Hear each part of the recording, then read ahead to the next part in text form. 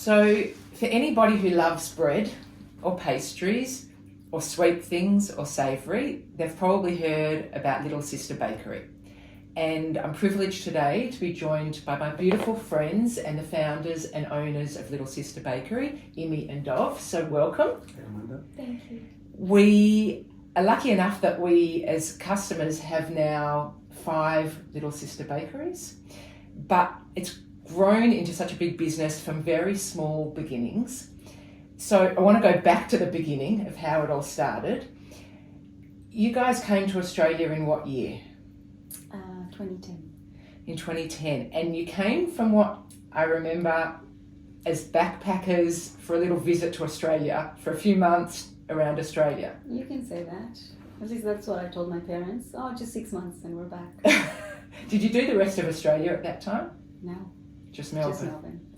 So what made you fall in love with Melbourne? Why did you stay in Melbourne? Quiet, nice people, not too crowded, really polite people as well. Nice. The weather at the beginning, because we came in, it was in March, Okay. and the weather was really good weather. Yeah. We like the food.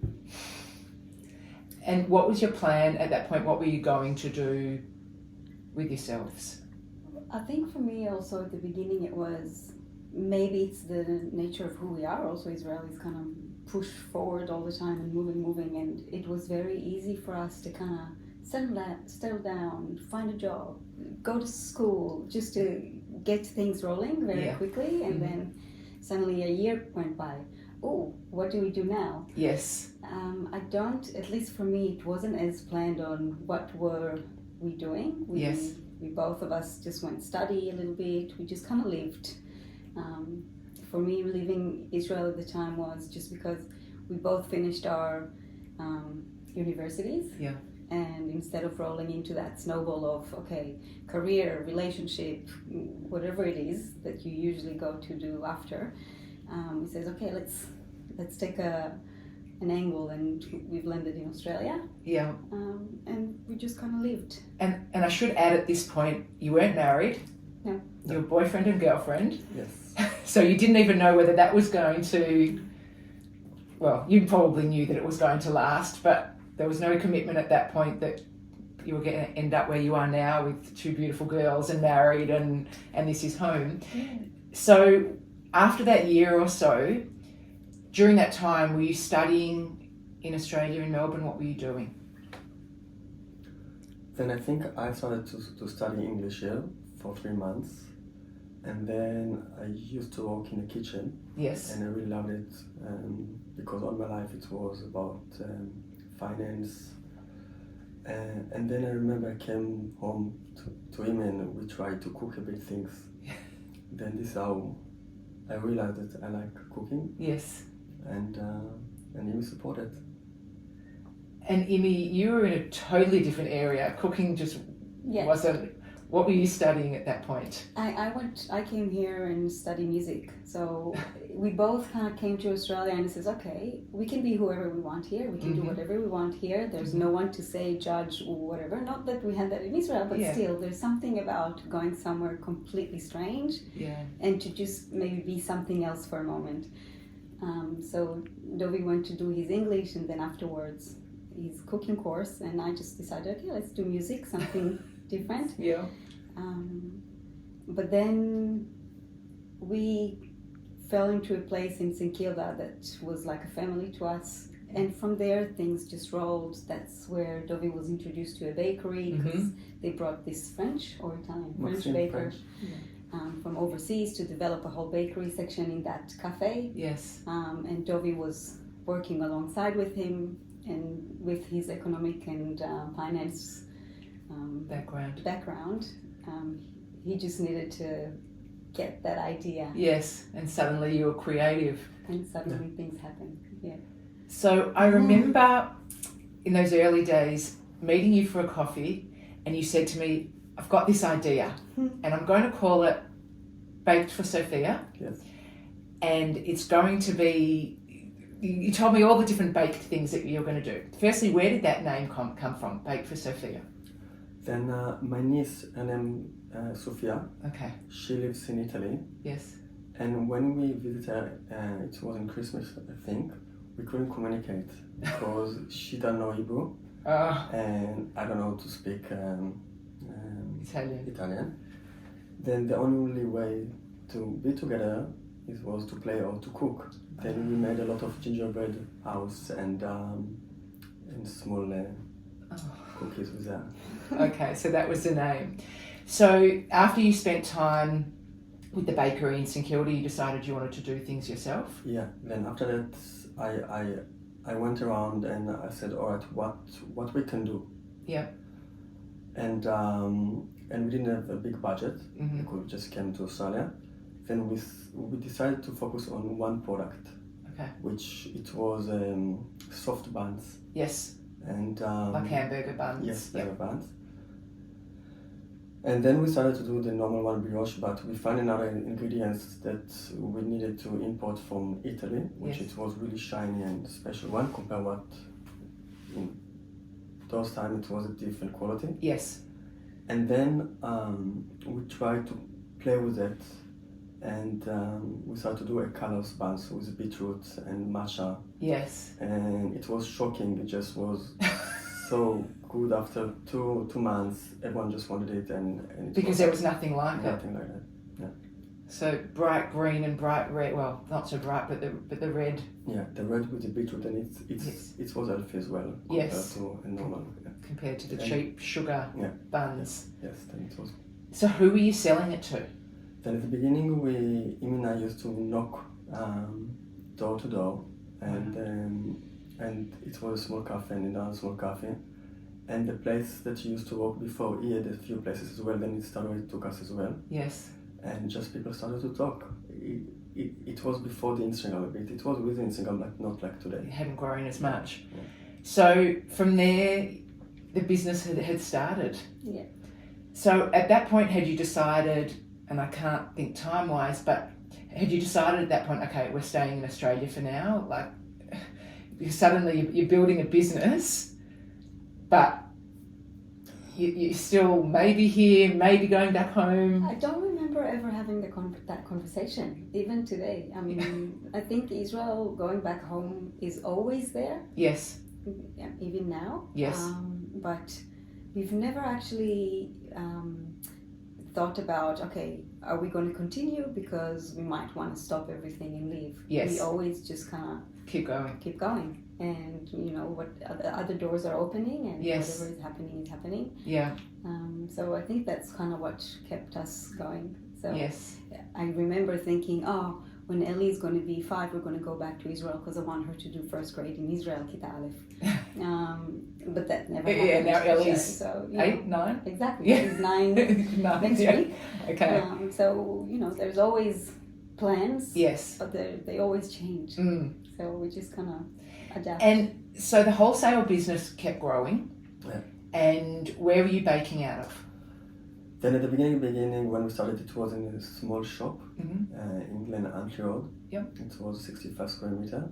And then when we decided to go to the next step, and we had the question if we want to do it because what about Israel?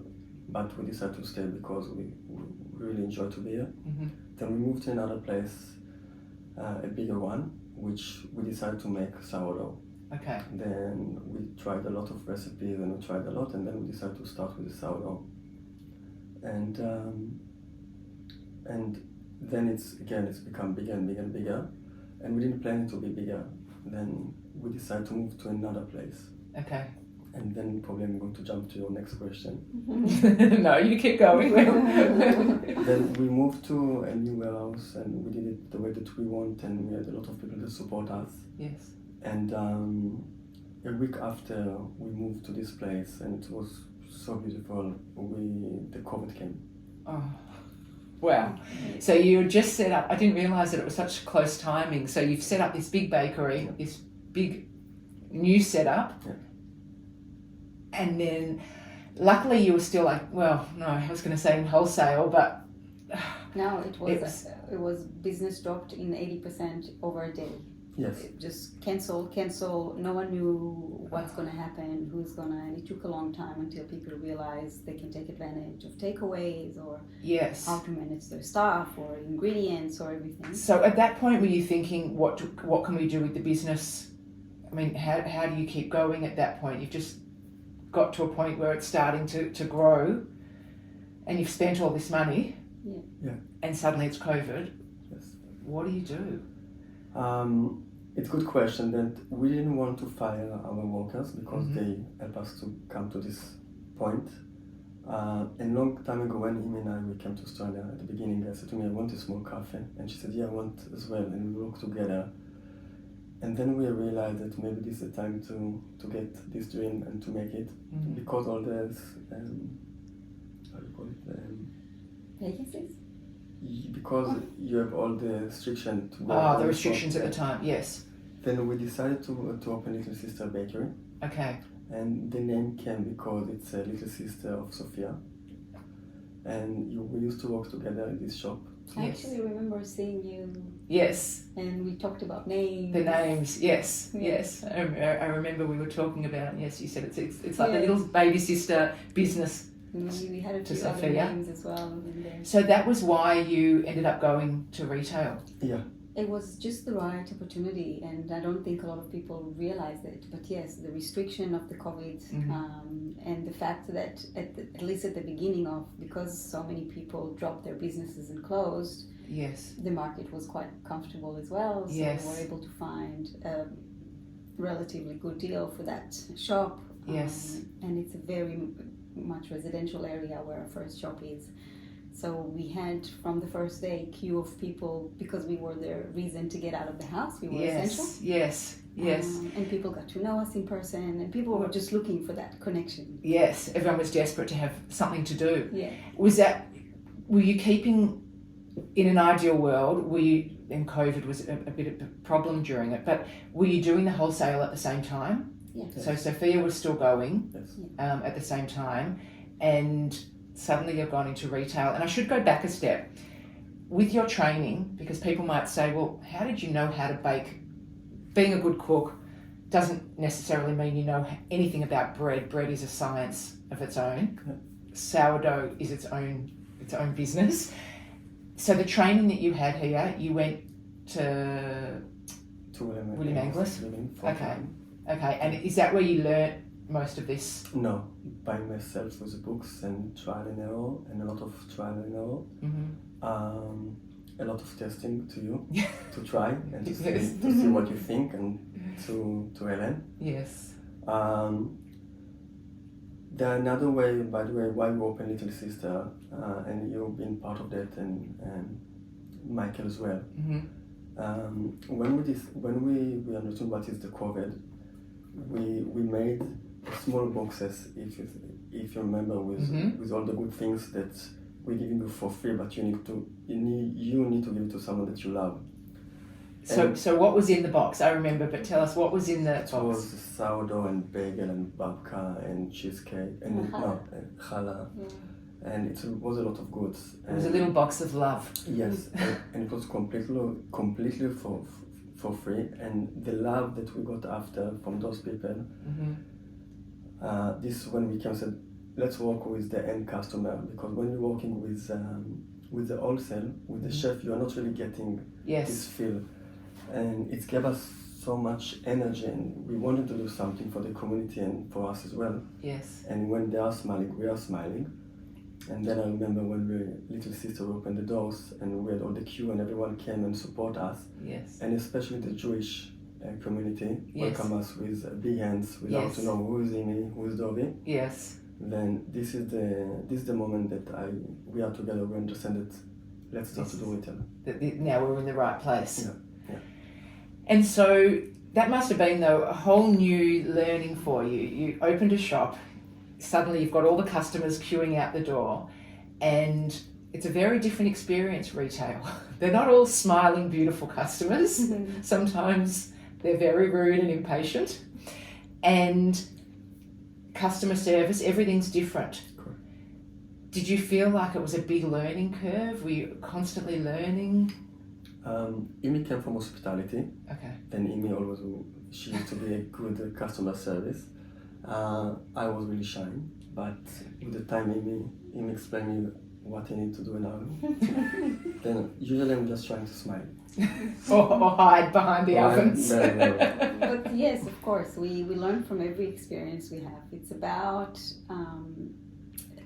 look, yes, people bring their bag with them wherever they go. So, and I'm just here to sell bread. So I just want to make sure that I've got a good quality products behind me. Yes. And I've got a smiley face because I like what I'm doing and I like being there. And that's what we're trying to promote with all our stuff. Yeah. If you want to be here, just show it. And the person behind the counter, sometimes they'd like to chat. Yes. Sometimes they just want to go, grab and go. Yes. We'll give both experiences. Yeah. And even if someone comes in with a bad attitude, I'm not taking it in. Yes. It's not yours. you. Yeah. It's a great way to be. It's very authentic. It's not as easy sometimes to do as much because people do take their grunge at you sometimes. Yes. But so how did you find your balance? So music's gone to the side. Definitely. How did you find your balance of what you were doing? Firstly, that's a challenge working in between all of this. You've got married, and at that point, did you have both girls? You had 2 girls at the point where you started The shop. the first shop. So the dynamics changed a lot, and that's a challenge already to work with your partner. But how did you find what you were both doing and your strengths and who was doing what? Just came naturally. Like we are together since we are 19. We know each other so well without talking. Yes. For now I can see, and it was hard, really hard. But again, a lot of support from you, for example. Yeah. From friends, from the customers. We didn't plan it, just worked. Yeah, it just worked. I guess because we know each other so well, we also know exactly what Dov's responsibilities are, where my role is, and if you kind of let each other shine where he's the best at, and so, there will be the harder days and the great days. Yes. It's like, it is family. So Yes. one day you love each other, the next day you hate each other, but it's because you love each best other. friends, Yes. that you allow yourself to be everything in Yes. that relationship. So we understand that in the business as well. We're not always going to agree on everything, Yeah. but we still love each other, and we're on the same team. So. Absolutely. Going back to the products that you were selling. So you started with sourdough, you were saying, but your range, it started already quite big, but it's grown and grown and grown. How do you come up with the ideas and how do you come up with the recipes for everything? I remember when you were doing the bagel for you in your head, it was about what you could have in Israel and you wanted to replicate that experience of eating a bagel in Israel. But all the products, how do you come up with the recipe or come up with the thought of what's next and what you're selling? Each recipe that comes to my brain, it's from memory or from a story that someone telling me. I remember when I was in Italy and when I can see how happy he was because he tried this something, then I'm trying to come with my version. Sometimes I miss to Israel, that I'm trying to make something that will bring Israel back to me for the food. Sometimes I just try something that can really crazy, put everything together and see what's happened. Sometimes it's just with my kids. Yes. Then it just coming from everywhere. It can be on the airplane. Sometimes I can see something, it just comes. But sometimes you have a few months that you cannot really think about what to do new. Then it's not always so beautiful. Yes. But I think it's the best part because you really can feel all the passion. Have you been surprised at different times with things that you might have thought that's not going to work or somebody won't like that and then everybody loves it, or the other way around, you thought everybody would love it and nobody liked it? A lot. Really? Then a lot of things that when I create something, even if I don't like it, I'm giving it to a few people to try. Yes. And a lot of times I say, no way it's going to work, and it's become the bestseller. Unbelievable. What would be your bestseller at the moment? In the shop? Yeah. A lot of people coming with a big bag for the seeded focaccia. Yes. They give me 20, give me 30. Wow. And this reminds me Israel as well, because in Israel was pita. Yes. And we are give me 50 pita for the weekend, for Yes. Shabbat. Then it's the focaccia is the best seller. Okay. And so you started with the first store in Glen Ira Road, and you've since grown and expanded to different stores. How do you know at the time that you're ready for the next store? Is it like an itch? Yes, something I can't stop. All right, and Yes. that's why Immy was in the balance. But my brain is all the time just running, and I always need to do something. Yes. Then I'm coming to Immy with the ideas, and Immy Says you're crazy. Well, sometimes. Well, I always do. Yes. But then I always go ahead with it. Okay, we're doing it. Yeah. It's never a question of can we, or it's usually okay. We'll give it a go. I trust that when he's eventually sharing things with me, it's because he thought it for a really long time. Okay. And when it comes out, it's because he knows it's possible. Yes. It just needs me to also hold his hand and says, yes, let's do this. Yes. And know that you're on board with him. So the big move was a few months ago to open up in Chadstone. Yeah. And I know that was something that you thought about for a long time. Yes, no, yes, no. It's a very different market. It's a very different game because you don't have as much control. You know, you can't just close a shop when you want to close a shop. You're inside a shopping centre. How has that been, you know, from when you've opened and making the decision and now sitting back a few months later? How's it been? Then at the beginning it was a bit chaos because it's a new thing for us. Yes. When Immy and I decided to go to open the retail shops, we decided and we agreed to have a balance between work and our life.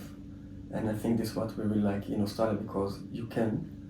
Then we've been really worried about if we'll find this balance because 7 days, it's 7 days. Yes. And at the beginning it was a bit hard, but now it's just running so smoothly and we have the system and the great managers and great workers and good support from the customers, which is the most important things. And we are learning every day. Are you finding that the customers are very different? Yes, but not only in Chadstone. In each shop it's a bit different. Interesting, depending Yes, on the areas that you're at. Yes, but everyone lovely and everyone welcome us and Yes. It's amazing. It's amazing to see the growth and really to see that you've gone from being a little business to a big business.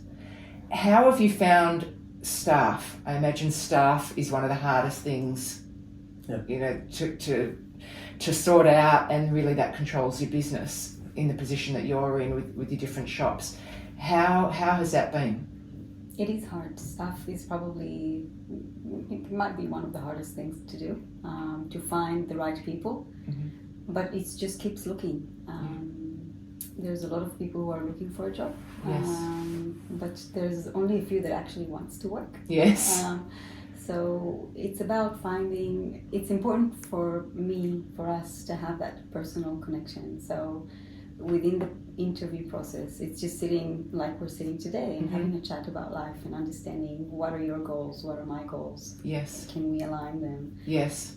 What you know about Little Sister, because in all the stores, like Dovi says, the customer might be very different, but I'm trying to make sure that in every store there's still that Little Sister essence in it. Yes. So even in Chadstone, where it's such a big volume, so many different people every day, and it's not maybe the returning customer like we have in the other shops, we're still being able to create something that is, even though it's so noisy and overwhelming, very personal, and still try to get that personal touch. And we do have those returning customers, and to be able to recognize their face or by name or know what coffee they like, or what their favorite is.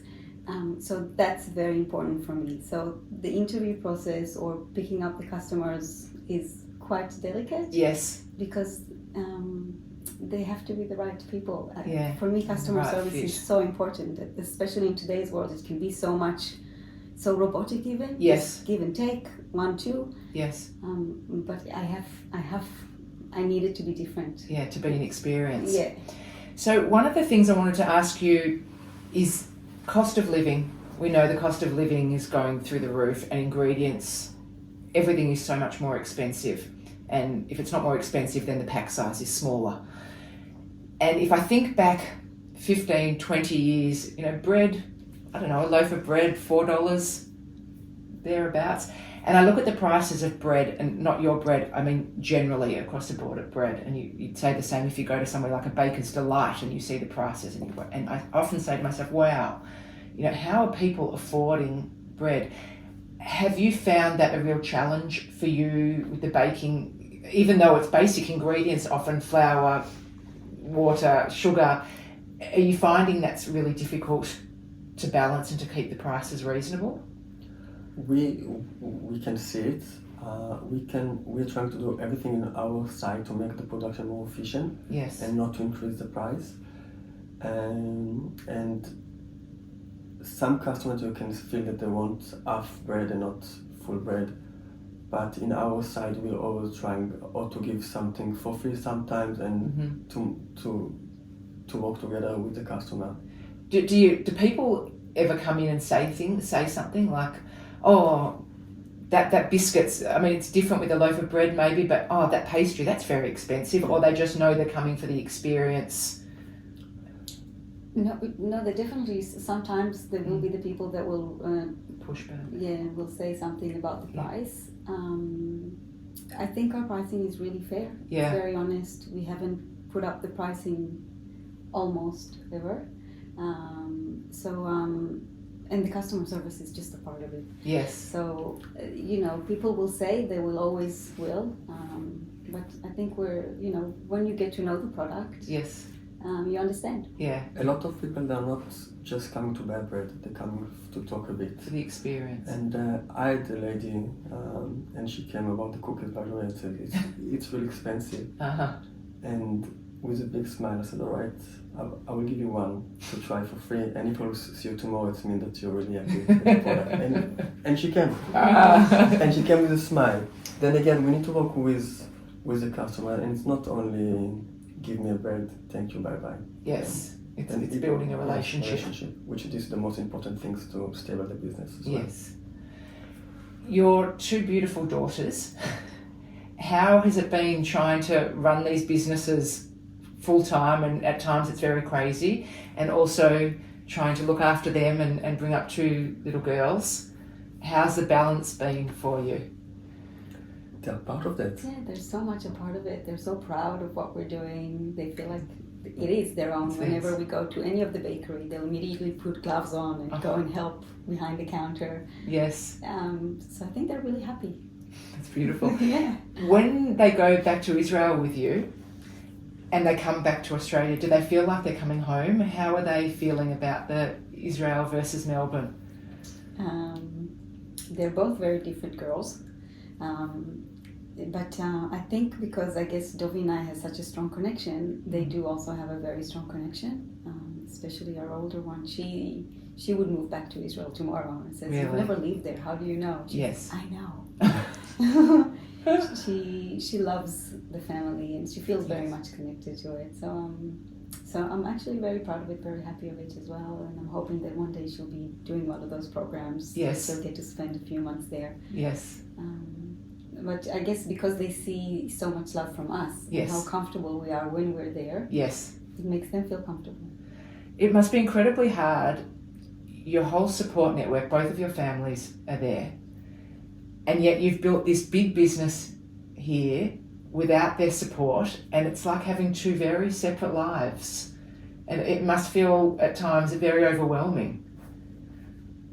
Yeah, because I don't know that they can fully understand what's even happening here until they actually come to visit. But everything they just hear from stories that we're telling them, oh, so this is happening, we're opening another store. Yes. Or even problems that happens in factory. Yeah. So I'm assuming it's also hard for them because they don't, they can only see the after feedback from us.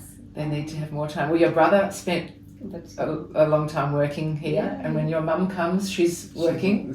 Yeah. So they're getting immersed in the bakery and in the business. Exactly. What's next? In business or in life? In business, what's the next plan for little sister or for Dov and Immy? I will give you just a name. Little Market. Little market. What does that mean? This is going to be the bakery in the middle, but it's going to be more to offer and more for the community. Ah, Yeah. Exciting. Yeah, it is. Wow. I want to touch on, I touched on Israel, and I just want to touch on briefly, October 7 and you were living here and trying to carry on a normal life and business. How did that impact you at the time, feeling so far with what was going on and being Australian, and yeah, how was that for you? At the beginning, it was we didn't understand what's going on. Mm. I think it was shocking for everyone. The lovely thing that we felt, it's how the community start to be together and supporting each other. But as immigrant, you're always thinking about your family. I'm here, I'm safe, and they're over there. Yes. Then you always feel that you want to be there and to be with them. Yeah. But we are here. Yeah. And I mean, you were there. You happened to be in Israel by yourself yes. on October 7, and I can remember you on FaceTime and sending videos saying, "Oh, just another siren. I don't know what's going on with the siren." Yes. And you were on camping and didn't even know what was going on. And I remember talking to both of you separately, and no one didn't know anything. So you had 5 minutes of being blissfully unaware of what was going on. Yeah. And in a strange way, and I was thinking, you were desperate to get home to be with Immy, and yet you were in Israel with the rest of your family. Like in a moment, if you had to sum it up in a day, that challenge of Israeli and Australian, it was all crashing together. Yes. It's quite unbelievable. Has it been difficult since, like, over the last almost 2 years with your families, being here, watching what they're going through, communicating, trying to understand what life's like? Yes, it's very hard. Just to stand from the other side of the world, and to try to be there with them, because as much as we want to, we're not actually there. We can't relate, even though we are Israelis. We're not there at present, and what they've been going through is, I can't even explain with words, or general the country, and all the things that's happening up until now still is just very overwhelming, and I can't still put it into to understand fully my position with everything, so I can't imagine what they're going through. It's tricky. Are you noticing, I mean, everywhere you turn on social media, in the newspapers, everywhere we're seeing about anti-Semitism all over the world. Are you feeling that here as Israelis or as Jews in Australia? Is it surprising you what you're seeing? It's very much surprising me, because I don't understand how can it happen? How can it be? It feels like something is really wrong in the world at the moment to have that grown so much in the last few years. I'm just hoping that time will kind of change things back. And some steps will take in towards education. But I'm just... it's scary for everybody. But for me, and right or wrong, I don't know, but I'm trying to... I'm not on socials at all, because it just drags me. Sleepless nights and just questions about the girls. How do I speak about it? Is it the right time? Is it not? Because they're quite young as well. So everything I hear about, even what's happening in Australia at the moment, and yes, I'm surprised, because where we live, we don't feel it as much. But we hear about it in the news and in the socials and everything. So I'm surprised, because I don't see it around me, but I hear that it's happening here so much. And in Israel, we now read about Australia almost every day. Yes. About things that are happening here. Yeah, not in a good And way. my family are now asking me, so how are you? Are you feeling it? And it says, oh my Yes. gosh, I can't believe it. You can't believe that the Yeah. switch. Yeah. Yeah, you came here for the relaxing life and the work-life balance and the good life, and now they're asking you if you're okay here. Yeah. It's crazy. Well, thank you both. I can't wait to see what's next Thanks, Amanda. Thank you. for Little Sister and for Little Market, and to see where it all goes and to see where your journey takes you. And we look forward to seeing more products and more exciting things. And thank you for talking and thank you for coming. Thanks. Thank you.